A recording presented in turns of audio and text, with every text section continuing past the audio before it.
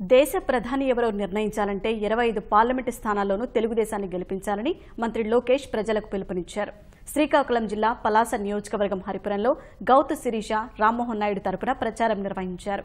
అనుభవం ఉన్న నాయకుడికి కాకుండా ఇతరులకు రాష్ట్రాన్ని అప్పగిస్తే తిప్పలు తప్పవని హెచ్చరించారు.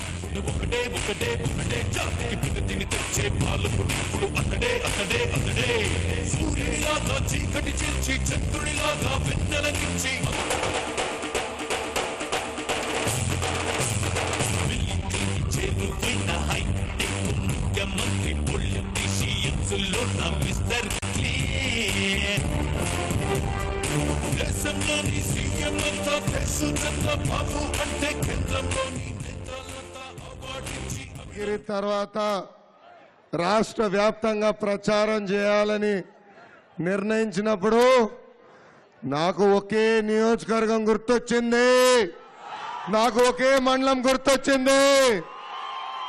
అది మన మండసా మండలం. సిక్కోలు గొప్పతనం తెలుసా? మంచి పని చేసినోడిని మరవరు, తప్పుడు పని చేసినోడిని తరిమి తరిమి కొట్టే వరకు ఊరుకోరు. నాడు తిట్లీ తుఫాను మని కొట్టినప్పుడు మందస మండలంలో నేను ఒక మంత్రిగా నిలబడిన విషయం గురించి మరియు శ్రీకాకుళం ప్రజలకి ఆత్మధైర్యం నింపినందుకు ఈ రోజు నేను మీ ముందల నుంచుంటున్నాను. ఆ రోజు తుఫాన్ మని కొట్టినప్పుడు మీ అందరికీ తెలుసు, 12 గంటలు మన ముఖ్యమంత్రి గారు వచ్చారు. 30 రోజుల్లో నష్ట పరిహారం అందించిన ఏకైక ప్రభుత్వం మన తెలుగుదేశం ప్రభుత్వం. ఆనాడు తిట్లీ తుఫాన్ కొట్టినప్పుడు ఒక్క ప్రతిపక్ష పార్టీకి చెందిన నేత వచ్చాడా అని అడుగుతున్నా. మీ పెద్ద కొడుక మా అవ్వ తాతల ఆత్మగౌరవంతో బతికేదానికి పెద్ద మనసుతో చంద్రన్న ఈరోజు పెన్షన్ ఇస్తున్నారు. అంతేకాదు ముఖ్యమంత్రి గారు చెప్పారు నిన్న, గెలిపించండి ఈ పెన్షన్ ని 3000 రూపాయలు మన చంద్రన్న చేస్తారు. ఇచ్చిన మాట నిలబెట్టుకున్న వ్యక్తికి గెలిపిస్తామా, లేదంటే మాటలు చెప్పిన వ్యక్తిని గెలిపిస్తామా? పసుపు కుంకం అందించిన వ్యక్తిని గెలిపిస్తామా, లేదంటే పసుపు కుంకం చెరిపేసిన వ్యక్తిని గెలిపిస్తామా అని ఒక్కసారి మనందరం ఆలోచించాలి. ఇది ఆంధ్రుల ఆత్మ గౌరవానికి సంబంధించిన విషయం. మన ఇంట్లో చిన్న పిల్లలు ఉంటారు, వాళ్ళకి స్కూటర్ తాళాలు ఇస్తామా? మన ఇంట్లో కారు ఉంటుంది, పిల్లలకి తాళాలు ఇస్తామా? ఎందుకు ఇవ్వం? యాక్సిడెంట్ అవుతుంది, మనుషులు చనిపోతారు.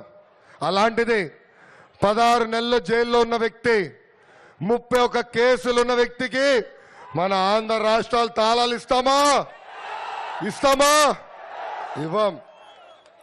అందుకే వచ్చే ఎన్నికల్లో 25కి 25 పార్లమెంట్లు గెలిపించండి. భారతదేశ ప్రధానమంత్రి ఎవరు? మన చంద్రబాబు నాయుడు గారు నిర్ణయించబోతున్నారు.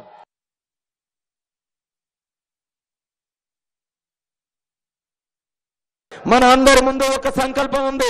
ఇంకో 15 రోజుల్లో ఎన్నికలు రాబోతున్నాయి. మనం వేయబోతున్నటువంటి ఓటు ప్రకారం మన అందరి తాలూకా జీవితాలు నడవబోతున్నాయి. కాబట్టి అది గమనించి ప్రతి ఒక్కరు కూడా తెలుగుదేశం పార్టీకి ఓటు వేసి చంద్రబాబు నాయుడు గారిని ముఖ్యమంత్రి చేయండి. తిత్లీ తుఫాను వచ్చినప్పుడు ఎన్ని కష్టాలు పడ్డా మనకందరికీ కూడా తెలుసు. భయంకరమైనటువంటి పరిస్థితుల్లో ఇల్లు లేదు, తినడానికి తిండి లేదు, భవిష్యత్తు లేదు. చీకటిమయంగా ఉన్నటువంటి ఈ పలాస ఉద్దాన ప్రాంతంలో మళ్ళీ దీపం పెట్టినటువంటి నాదుడు నారా చంద్రబాబు నాయుడు గారని తెలియజేస్తున్నారు. కానీ ప్రతిపక్ష నాయకుడు గారు పక్క జిల్లాలోనే పాదయాత్ర చేస్తున్నటువంటి నాయకుడు ఒక్క అడుగైనా మన జిల్లాలో వేసి మన తాలూకా పరిస్థితులు తెలుసుకున్నారా అనేది మీ అందరికీ కూడా తెలియజేస్తున్నారు. ఫ్యాన్ తిరగాలనంటే స్విచ్ కేసీఆర్ గారు వేయాలి, కరెంటు మోదీ గారు ఇవ్వాలనేది కూడా మీరందరూ తెలుసుకోవాలి.